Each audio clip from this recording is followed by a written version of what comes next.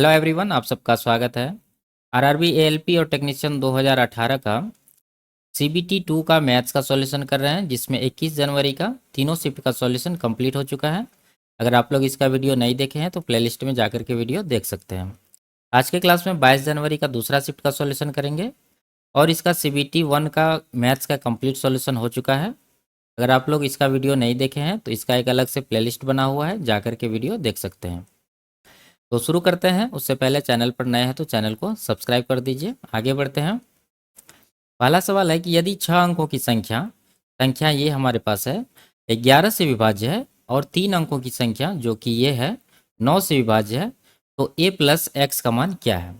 देखिए, 11 से विभाज्यता का नियम होता है कि विषम स्थान पर जो अंक है उनका योग और सम स्थान पर जो अंक है उनका योग का अंतर 0 होना चाहिए, या नहीं तो 11 का कोई मल्टीपल होना चाहिए। तो हम लोग इसको सॉल्व करते हैं। देखिए, विषम स्थान पर ये हुआ a, फिर से a और 3, तो कुल मिला के कितना होगा, जोड़ेंगे तो 3 और 2 बार a है तो 2a। और उसके बाद सम स्थान पर देखिए 6 है, 8 है और 7 है, तो कुल मिला के कितना होगा, 6 8 14 7 21। ठीक है, तो इनका अंतर 0 बनाएंगे हम लोग, माइनस देंगे बीच में, बराबर 0 करेंगे। तो यहाँ से देखिए a का वैल्यू आएगा, ये हो जाएगा 2a। 3 में से 21 माइनस करेंगे तो -18 होगा, उस तरफ जाके प्लस का 18 होगा। तो a का वैल्यू यहाँ से आ जाएगा 9। ठीक है, इसको घटाएंगे तो कितना आएगा, 9। अब यहाँ पर आइए, 9 से विभाज्यता का नियम होता है कि संख्या के अंकों का योग 9 से विभाज्य होना चाहिए। तो यहाँ पर क्या सब है, 6 8 14 है, तो x का वैल्यू क्या लेना पड़ेगा, 4 लेना पड़ेगा। तब जाके 6 8 14 4 18 होगा, जो कि 9 से कट जाएगा। तो यहाँ पर x का वैल्यू कितना आ गया है, x का वैल्यू आ गया 4। तो पूछ क्या रहा है, a प्लस एक्स, यानी कि 9 + 4, कुल मिला के कितना होगा, 13। तो ऑप्शन नंबर डी इसका सही आंसर है। आगे बढ़ते हैं। यदि किसी का पार्श्व भाग क्षेत्रफल 324 वर्ग सेंटीमीटर है तो घन की बाजू कितनी है। ठीक है, घन के बारे में कह रहा है कि घन का जो कर्व सरफेस एरिया है उसका क्षेत्रफल कितना है, 324 है। तो इस तरह से एक घन बना लेते हैं यहाँ पर समझने के लिए। ठीक है, तो इसका कर्व सरफेस एरिया हम लोग को देखना है। ये जो गोल वाला भाग है, ऊपर वाला को छोड़ देना है और नीचे वाला को छोड़ देना है। साइड वाला जो चारों है उसका क्षेत्रफल कितना दिया हुआ है, 324। और घन का जो ये सरफेस होता है वो कैसा होता है, वर्गाकार होता है। तो कुल मिला के 4 वर्गाकार सरफेस है, तो टोटल क्षेत्रफल कितना होगा, 4 गुना a²। ठीक है, एक वर्गाकार सरफेस का हो जाएगा a², इस तरह से 4 है तो 4 से गुना करेंगे। लेकिन यहाँ सवाल में क्षेत्रफल कितना है, 324, तो इसको बराबर करेंगे, 4 से इसको कटाएंगे, 4 8 32, 4 1 4। तो यहाँ से a का वैल्यू कितना आएगा, यहाँ पर स्क्वायर हटाएंगे, तीसरा वर्गमूल लेना पड़ेगा, 9 हो जाएगा। ठीक है, तो a का मान आ गया 9। तो यही पूछ रहा घन की बाजू, यानी कि किनारा इसका कितना होगा, सबका किनारा 9 ही होगा। ऑप्शन नंबर सी इसका सही आंसर है। आगे बढ़ते हैं। इसका मूल्य क्या है, यानी इसको सॉल्व करना है। देखिए, रूट को भूल जाइए, कितना है संख्या हमारे पास, 735 और नीचे है 375। तो ये 5 से तो कट ही रहा है, और 7 3 10 15, 3 से भी कटा है, तो इसको 15 से कटाएंगे। 15 चौके 60 और 15 नमा 135, नीचे आ जाएगा 15 दूना 30, 15 पचे 75, यानी कि 49 25 आया है। रूट लगा हुआ तो रूट दोनों में लगा दीजिए। अब इसका वर्गमूल ले लीजिए, कितना आ जाएगा, 49 का 7 आएगा और 25 का 5 आएगा। तो 7/5 इसका सही आंसर है। आगे बढ़ते हैं। कह रहा है एक वस्तु 14,000 में बेची जाती है, 10% की छूट दी जाती है और 5% का लाभ होता है, लागत मूल्य कितना है। ठीक है, देखिए यहाँ पर जो कह रहा है एक वस्तु 14,000 में बेची जाती है, ये इसका मार्क प्राइस है, यानी कि इस प्राइस पर वस्तु को दुकान में रखा जाता है, बाद में इस पर 10% का छूट दिया जाता है और फिर उसके बाद 5% का लाभ होता है। तो इसका लागत मूल्य पूछ रहा है, यानी कि सीपी। तो पहले भी हम बता चुके हैं, सीपी और एमपी निकालने का रेशियो का शॉर्टकट क्या होता है, CP/MP बराबर होता है 100 माइनस डिस्काउंट परसेंट, यानी कि 10 करेंगे। उसके बाद नीचे होता है 100 प्लस प्रॉफिट परसेंट, यानी कि 100 प्लस 5 करेंगे। ठीक है, अगर लॉस रहता तो यहाँ पर 100 माइनस लॉस परसेंट करते। तो यहाँ पर सीपी कितना है निकालना है। ठीक है, और एमपी कितना है यहाँ पर देखिए 14,000, इसको माइनस करेंगे तो 90 आएगा और यहाँ पर प्लस करेंगे तो 105 आएगा। ठीक है, तो इसको कटाते हैं, ये कट जाएगा 5 से 18 बार में, 15 से कटाते हैं, 15 छः के 90, 15 सत्तर 105, 6/7 आया। यहाँ 7 का वैल्यू 14,000 है, तो 6 का कितना होना चाहिए, 12,000 होना चाहिए। ठीक है, तो 12,000 इसका सही आंसर है। आगे बढ़ते हैं। 500 का 90% का 90% पूछ रहा है, निकालते हैं कितना आता है। 500 का 90/100, फिर इसका 90/100 करेंगे। यहाँ से 2 जीरो कटाते हैं, फिर यहाँ से 2 जीरो भी कटाते हैं। तो ये 9×9 = 81 आ रहा, आंसर में दिया हुआ है 81। ये 5 कहाँ गया, इसको भी जब गुना करेंगे तो ये आएगा कितना, 405। ठीक है, तो इसका सही आंसर 405 होना चाहिए। या नहीं तो सवाल में कुछ करेक्शन करना, यहाँ 100 अगर मान लेंगे तो इसका आंसर कितना आएगा, 81 आएगा। ठीक है, आगे बढ़ते हैं। कह रहा चक्रवृद्धि ब्याज पर निवेशित राशि 2500 एक साल में 4% ब्याज दर पर कितनी होगी। ब्याज अर्धवार्षिक रूप से चक्रवृद्धि होगा। ठीक है, तो यहाँ पर मिश्र धन पूछ रहा है और वार्षिक दर दिया हुआ कितना, 4%। 4% वार्षिक है तो अर्धवार्षिक दर कितना होगा, 2%। 2% का फ्रैक्शन होगा 1/50, यानी 50 पर 1 का ब्याज मिलेगा हर एक 6 माह की अवधि में। तो यहाँ पर 1 साल का पूछ रहा है तो कितना हो जाएगा, एक छमाही में तो 50 से 51 होगा ही, 1 साल में 2 छमाही होता तो इसका स्क्वायर हम लोग कर देंगे। तो ये बन जाएगा 2500 अनुपात ये हो जाएगा 2601। ठीक है, ये रेशियो हुआ 1 साल का। 2500 का वैल्यू 2500 है तो इसका मिश्रधन कितना होगा, 2601 ही होगा। ऑप्शन नंबर डी इसका सही आंसर है। आगे बढ़ते हैं। 4:5 का प्रतिलिपि अनुपात क्या है। देखिए, ए अनुपात बी का प्रतिलिपि अनुपात जब पूछेगा तो क्या हो जाएगा, A² अनुपात B²। और इसी का उप प्रतिलिपि अनुपात पूछेगा यानी कि सब डुप्लीकेट रेशियो, तो ये हो जाएगा √A अनुपात √B। तो यहाँ पर डुप्लीकेट रेशियो पूछ रहा है तो इसका स्क्वायर यानी कि 4 का स्क्वायर 16 अनुपात 5 का स्क्वायर 25, 16:25 इसका सही आंसर है। आगे बढ़ते हैं। इन सबको सॉल्व करना है और x का वैल्यू निकालना है। तो बड़ा बड़ा संख्या है तो इसमें हम लोग डिजिटल सम का प्रयोग करेंगे। तो यहाँ पर देखिए 8 1 9, 9 बना खत्म हो गया, बचा क्या, 2 3 5 1 6। इसका डिजिटल सम कितना हुआ, 6। इसका देखिए 6 6 2 8, 8 1 9, समाप्त बचा 4 4 8। ठीक है, प्लस से प्लस दे देंगे। उसी तरह 8 1 9, उसके बाद क्या बचा, 2 3 5 2 7, प्लस के बाद 7, माइनस है उसके बाद। ठीक है, 8 8 1 9, 5 2 7, 7 2 9, समाप्त बचा क्या, सिर्फ 3 बचा, बराबर है x। उसके बाद यहाँ देखिए 7 2 9, समाप्त 7 2 9, फिर से समाप्त बचा क्या, 6 1 7, माइनस देंगे 7। ठीक है, अब इन सबको जोड़िए, 6 8 14, 14 7 21, 21 हुआ, यानी कि 21 जब हो गया तो इसका डिजिटल सम 3 हो गया। 3 में 3 जब माइनस करेंगे तो ये 0 हो जाएगा। ठीक है, इधर हो गया x - 7, तो यहाँ से x का वैल्यू कितना आएगा, 7 इस तरफ आएगा तो प्लस में 7 हो जाएगा। यानी कि इन सब का डिजिटल सम 7 आया है, x का वैल्यू। ठीक, अब ऑप्शन में हम लोग चेक करेंगे कि इसका जो है डिजिटल सम 7 हो रहा है। तो यहाँ देखिए 6 2 8, 6 2 8 2 10, 1 हो गया, 4 1 5 2 7, इसका बन रहा है 7। ठीक है, इसका देखिए 2 3 5 और यहाँ पर 2 7, यानी कि 7 6 13, 4 हो गया, 9 तो समाप्त हो ही जाएगा। इसका हो गया कितना, 4। तो ये नहीं होगा क्योंकि जो इधर से सॉल्व करके डिजिटल सम आया वही आंसर में भी आना चाहिए। तो यहाँ पर कितना, 6 3 9 समाप्त हो गया, 5 2 7 2 9, ये इसका 0 आ गया। इसका 6 3 9 समाप्त, 8 4 12, 3 3 2 5, इसका 5 आ रहा है तो ये भी नहीं होगा। तो ऑप्शन नंबर ए इसका सही आंसर है। आगे बढ़ते हैं। कह रहा बिंदु ए BC रेखा का 2:1 में विभाजन करता है। बी के सहनिर्देशांक 3 - 4 है और सी के निर्देशांक 0 5 है। बिंदु ए के सहनिर्देशांक क्या होंगे। तो बिंदु ए जो डिवाइड करता है उसका निकालने का क्या फॉर्मूला है, एक्स वाई निकालने का फॉर्मूला है m1 x2 plus m2 x1 बट्टा m1 प्लस m2। ठीक है, ये x कोऑर्डिनेट हो गया। y कोऑर्डिनेट कैसे निकलता है, m1 y2 plus m2 y1 बट्टा m1 प्लस m2। ठीक है, m1 m2 हो गया, ये रेशियो, ये m1 है ये m2 है, और ये x1 y1 और ये है x2 y2। ठीक है, अब इस फॉर्मूला में रखेंगे, आंसर आ जाएगा। तो पहले x कोऑर्डिनेट निकालते हैं, ये वाला कितना हो जाएगा, m1 2 है गुना x2 करना, x2 कितना 0 है। ठीक है, प्लस m2 1 है गुना x1 कितना है, यहाँ देखिए 3 है। ठीक है, बटा दोनों को जोड़ के देना यानी कि m1 प्लस m2 करना है, 3 हो जाएगा ये। तो ये 0 हो गया, इधर 3 हो गया, तो 3 में 3 से भाग करेंगे तो ये कितना आएगा, 1 आएगा। अब इसका y कोऑर्डिनेट निकालते हैं, m1 करना है यानी कि 2 गुना y2 करना, y2 कितना है यहाँ पर देखिए 5 प्लस है। ठीक है, m2 1 है गुना y1 कितना है -4 है, -4 बट्टा दोनों को जोड़ के यानी कि 3 देंगे तो ये कितना होगा, 5 दूना 10 हुआ, इधर -4 हुआ तो घटाएंगे तो 6 बचेगा। 6 को 3 से जब डिवाइड करेंगे तो ये कितना आएगा, 2। तो 1 2 इसका कोऑर्डिनेट होगा। तो ऑप्शन नंबर ए सही आंसर है। आगे बढ़ते हैं। कह रहा है एक खाली पुल को भरने के लिए 2 नल क्रमशः 10 मिनट और 15 मिनट लेते हैं। पहला नल 4 मिनट के लिए खुला था, जिसके बाद वह काम करना बंद हो गया।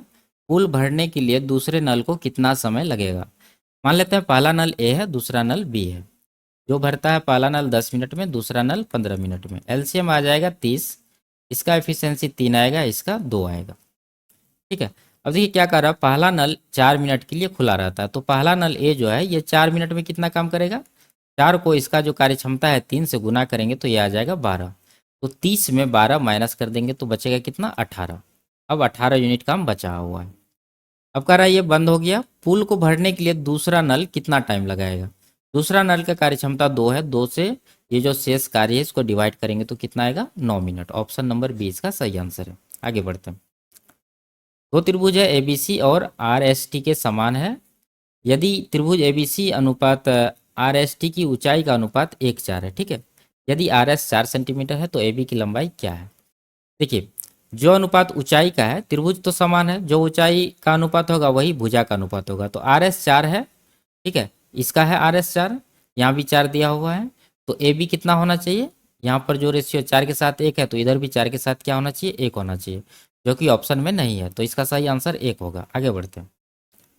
यदि a माइनस बी 5 है, ए बी 24 है, तो ए स्क्वायर प्लस बी स्क्वायर क्या होगा? ठीक है, ये स्क्वायर है। तो यहाँ पर देखिए ए बी यानी कि दो संख्या गुना करने पर 24 होना चाहिए, तो यहाँ पर लेंगे हम लोग 8 गुना 3, ठीक है। 8 गुना 3 जब करेंगे तो 24 होगा। यहाँ पर 8 में जब 3 माइनस करेंगे तो 5 होगा।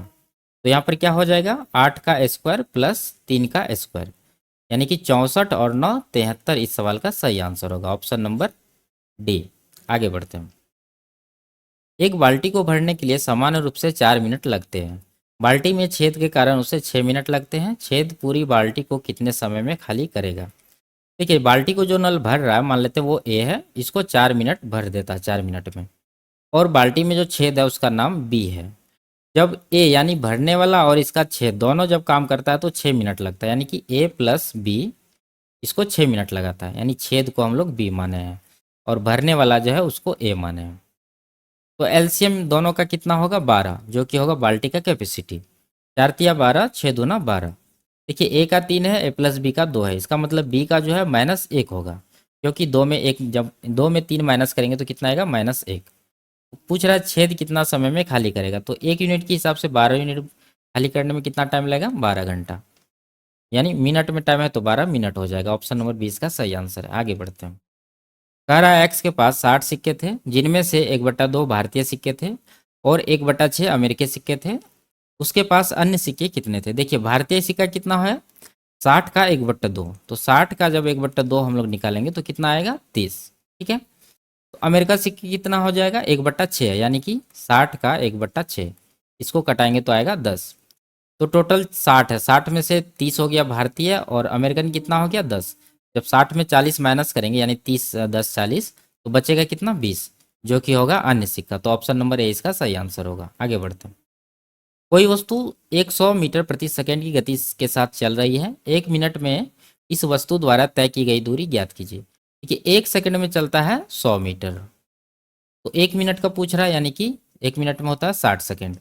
तो 60 सेकंड में कितना चलेगा? देखिए, इसका 100 गुना है तो इसका भी 100 गुना करेंगे तो 6000 मीटर आएगा।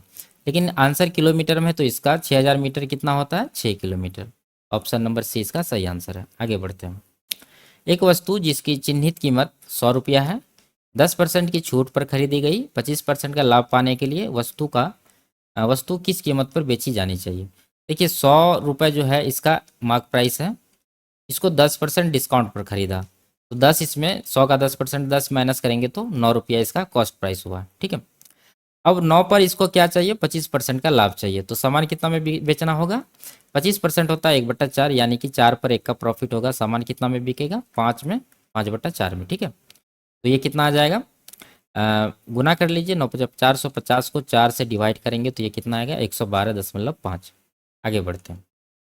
सबसे कम संख्या कौन सी है, यानी कि सबसे छोटी संख्या कौन सी है जो 5, 6, 8 और 10 से विभाजित की जाती है तो हमेशा 2 शेष आता है? तो वो संख्या निकालने के लिए हम लोग क्या करते हैं? एलसीएम, ये जो नंबर दिया हुआ है सभी नंबर का एलसीएम प्लस जो शेष निकालना है वो इसको जोड़ देते हैं। तो इन सब का एलसीएम हो जाएगा कितना? 120। और शेष कितना बचाना है 2, तो 2 इसमें जोड़ेंगे तो यह हो जाएगा 122 इसका सही आंसर, ऑप्शन नंबर डी। ठीक है, आगे बढ़ते हैं। एक हवाई जहाज 1080 किलोमीटर प्रति घंटा की गति से उड़ता है, 5 सेकंड में उड़ान में हवाई जहाज कितना फासला तय करेगा। देखिए 1080 किलोमीटर प्रति घंटा है तो इसको 5/18 से गुना करके मीटर प्रति सेकंड में बदल लेते हैं, क्योंकि यहाँ पर समय सेकंड में है। 5 सेकंड का पूछ रहा है तो 5 से गुना करके निकाल देंगे, ये कट जाएगा 60 बार में, 6 पंचा 30 पंचा 150, एक जीरो है तो जीरो लगाएंगे, यानी 1500 मीटर इसका सही आंसर होगा, ऑप्शन नंबर ए। ठीक है, अगला सवाल देखते हैं। कोई निश्चित राशि पर प्रतिवर्ष 10% के हिसाब से 2 वर्षों के लिए चक्रवृद्धि ब्याज 420 है, समान अवधि और समान दर से समान राशि पर साधारण ब्याज क्या होगा। ठीक है, 10% के हिसाब से 2 वर्ष का चक्रवृद्धि ब्याज कितना होगा 21%। ठीक है, ये फॉर्मूला पे x+y+xy/100 करके ये इफेक्टिव परसेंट हो गया 2 वर्ष का 21%। जब साधारण ब्याज पर लेंगे तो हम लोग कितना ब्याज मिलेगा 10 दूना 20%। तो ये 21% का वैल्यू यहाँ देखिए, साधारण चक्रवृद्धि ब्याज दिया हुआ 420, कितना गुना है 20 गुना, तो साधारण ब्याज भी इसका 20 गुना हम लोग कर देंगे, तो 20 का 20 गुना कितना हो जाएगा 400, ऑप्शन नंबर सी इसका सही आंसर है। आगे बढ़ते हैं। 9 और 81 का ज्यामितिक माध्य क्या है। देखिए यहाँ पर ज्योमेट्रिक मीन पूछ रहा है, ये क्या हो जाएगा ए बी का ज्योमेट्रिक मीन कैसे निकाल देंगे, √अंडर AB, तो इसका भी निकाल लेते हैं √अंडर 9 गुना 81 करके, 9 का 3 आएगा 81 का 9 आएगा, तो 9 तिया 27 इसका सही आंसर होगा, ऑप्शन नंबर सी। आगे बढ़ते हैं। आयत का क्षेत्रफल कितना है जिसका विकर्ण 17 सेंटीमीटर है और चौड़ाई 8 सेंटीमीटर है। एक आयत बनाते हैं, इसका जो चौड़ाई है 8 सेंटीमीटर है और इसका विकर्ण कितना है 17 है। देखिए ये समकोण त्रिभुज है, ठीक है, 8 है 17 है तो ये कितना होना चाहिए 15, क्योंकि 8 15 17 का क्या होता है ट्रिपलेट होता है, तो ये लंबाई कितना आ गया 15, तो क्षेत्रफल पूछ रहा है तो 8 गुना 15 कर देंगे, ये आ जाएगा 120 centimetre square, option number D. आगे बढ़ते हैं। यहाँ पर दिया हुआ है कि संख्या को हिंदी में गलत है, ठीक है, यहाँ पर देखिए जब 3 पावर इतना को 5 से विभाजित किया जाएगा तो शेषफल क्या होगा। तो इसमें हम लोग लगाएंगे बायनोमियल थ्योरम, पिछले क्लास में हम लोग चर्चा कर चुके हैं, ये क्या होता है ax प्लस के पर पावर n को जब a से डिवाइड करेंगे तो क्या आएगा रिमाइंडर, रिमाइंडर आएगा k पर पावर n। उसी तरह माइनस वाला भी ax माइनस के पर पावर n को जब a से डिवाइड करेंगे तो रिमाइंडर क्या आएगा, रिमाइंडर आएगा माइनस के पर पावर n। तो यहाँ पर देखिए वही केस बनाएंगे, तो यहाँ 5 है यहाँ पर 3 है, तो क्या करना होगा 3 का स्क्वायर हम लोग करेंगे तो ये हो जाएगा 9। ठीक है, तो इसका स्क्वायर किए हैं तो इसको 2 से डिवाइड करना पड़ेगा पावर, नहीं तो ऐसे समझिए 3 और पावर 2 अलग करते हैं, उसके बाद 2 से इसको डिवाइड करेंगे क्योंकि 2 अंदर लिए हैं, तो ये आ जाएगा 108 इसका हो गया, इधर हो गया 42। ठीक है, इसको लिखिए आप 9 पर पावर 10,842। अब 9 को इस फॉर्म में तोड़िए, देखिए 10 गुना 1 माइनस 1, इस तरह से इसको लिख सकते हैं, पावर में है 10,842 और इसको हम लोग को डिवाइड किससे करना है 5 से। ठीक है, देखिए यहाँ पर a का कोई मल्टीपल हो, x इसीलिए दिया है ताकि a का कोई मल्टीपल आ जाए, तो यहाँ पर 5 से इसको काट रहा है, ये कितना बार में 5 इसको काट रहा है 2 बार में, तो 5 तो इसको काट ही रहा है, तो इसका रिमाइंडर क्या आना चाहिए सिर्फ -1 उस पर पावर ये 10,842, तो माइनस है और इसका पावर इवन नंबर है तो इसका आंसर क्या हो जाएगा +1, +1 इसका सही आंसर है। आगे बढ़ते हैं। अधिक कोण डैश होता है, तो 90 डिग्री से अधिक वाले कोण को क्या कहते हैं अधिक कोण, और 90 डिग्री के बराबर जो कोण है उसको क्या कहेंगे समकोण, और 90 डिग्री से जो कम है उसको क्या कहेंगे न्यून कोण। ये 45 डिग्री क्या है, ये न्यून कोण है।